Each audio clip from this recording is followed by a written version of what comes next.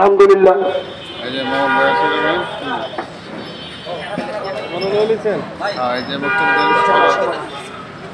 আলহামদুলিল্লাহ দেশব্যাপী সকল দর্শনের বিচারক শাসকের সর্বোচ্চ শাস্তির দাবিতে বিক্ষোভ হয়েছে।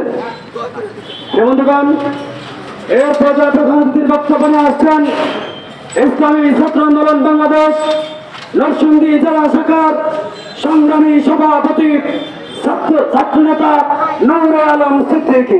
ছাত্রনেতা নূরে আলম সিদ্দিকী। নারায়ে তাকবীর, নারায়ে তাকবীর, তুমি কে আমি কে?